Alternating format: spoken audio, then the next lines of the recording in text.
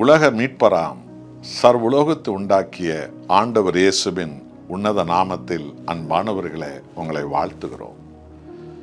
எப்பொழுதும் வேத வார்த்தைகளை வாசியுங்கள், அதற்கு கீழ்ப்படிந்து நடக்க கற்றுக்கொள்ளுங்கள். எல்லாவற்றுக்கும் பரலோக பிதாவை நோக்கி இயேசுவின் நாமத்தில் ஜெபியுங்கள். அற்புதமானவைகள், ஆச்சரியமானவைகள் உங்கள் வாழ்விலே தேவன் நிலைநிறுத்துவார். உங்கள் முகங்களை பிரகாசிக்க வைப்பார். ஏசாயா 65ஆம் அதிகாரத்தில் 13-14 வசனங்கள் இப்படியாய் சொல்கிறது. ஆதலால் கர்த்தராகிய ஆண்டவர் சொல்லுகிறார், இதோ என் ஊழியக்காரர்கள் சாப்பிடுவார்கள், நீங்களோ பசியாயிருப்பீர்கள்.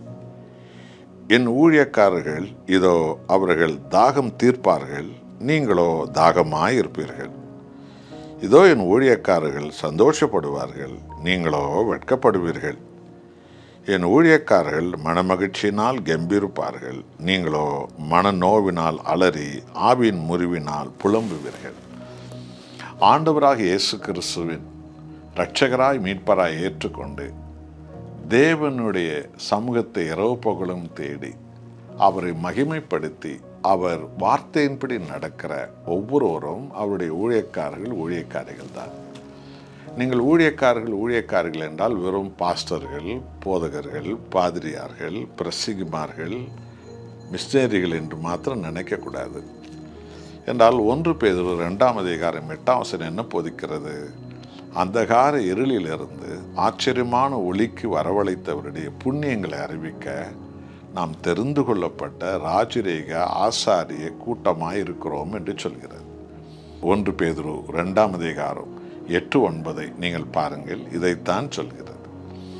ஆகவே புதிய ஏற்பாட்டில் ஆண்டவராய் இயேசுவை இரட்சகராக ஏற்றுக்கொண்ட அத்தனை பேரும் ராஜ சந்ததிகள் தான், ஆசாரிய கூட்டம்தான். எல்லாரும் ஊழியக்காரர்கள் தான்.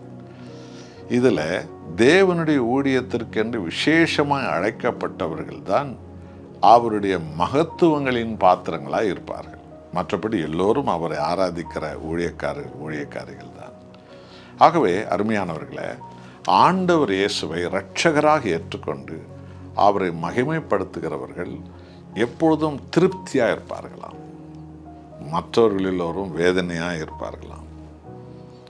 கர்த்தராகிய இயேசுவை மகிமைப்படுத்தி ஆராதித்து வாழ்கிறவர்கள் எல்லாவற்றிலும் திருப்தியாய் அவர்கள் உண்பார்கள், உடுப்பார்கள், நடப்பார்கள், மகிழ்ச்சியாக இருப்பார்கள், சந்தோஷமாக இருப்பார்கள்.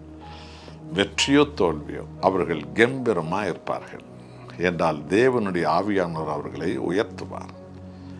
ஆனால் ஆண்டவரை புறக்கணித்து விட்டு சுயத்தை நம்பி, மனுஷர்களை நம்பி, உலகத்தை நம்பி போகிறவர்கள் வெட்கப்படுவார்களாம். ஒருவேளை கணவன் தேவனை ஆராதித்தால் சந்தோஷமாக இருப்பார், மனைவி மனநோவாக இருப்பார். ஒருவேளை மனைவி தேவனை ஆராதித்தால் மகிழ்ச்சியாக கம்பீரமாக இருப்பார், புருஷனோ மனநோவினால் இருப்பார்.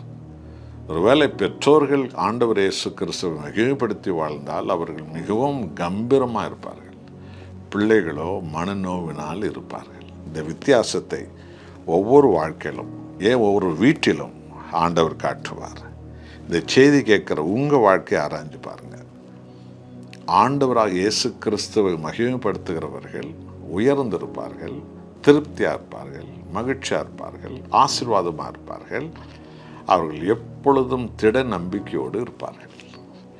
மற்றவர்களோ மனநோவினால, கண்ணீரினால, துக்கத்தினால, அவமானத்தினால, துயரத்தினால இருப்பார்கள். ஒவ்வொரு வீட்டிலும் இந்த அடையாளத்தை தேவன் காட்டுவார். உணர்ந்து பாருங்கள்.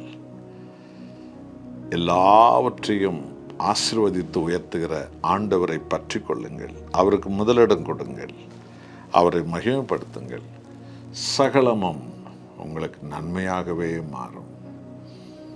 ஆவியானவருடைய மகிழ்ச்சியும் சந்தோஷமும் சமாதானமும் அப்படிப்பட்டவர்களை சூழ்ந்து கொள்ளும். தீர்மானம் எடுப்போமா? தேவனையே மகிமைப்படுத்தி வாழ்வோமா?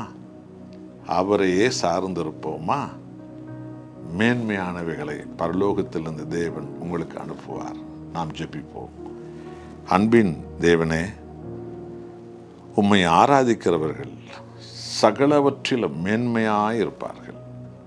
உமது சித்தத்தை செய்கிறவர்கள், உமது கட்டளையை கடைபிடிக்கிறவர்கள், ஆண்டவரை பாவத்தை வெறுத்து உம்மை மகிமைப்படுத்துகிறவர்கள் சகல ஆசீர்வாதங்களிலும் செழிப்பார்கள். உம்மை புறக்கணித்தவர்களோ மனநோவினால், அவமானத்தால், வெட்கத்தால், தோல்வியால், வியாதியின் அகோரங்களால் கேடான வழிகளிலே மூழ்கியிருப்பார்கள். இந்த வித்தியாசத்தை காட்டுகிறீர்.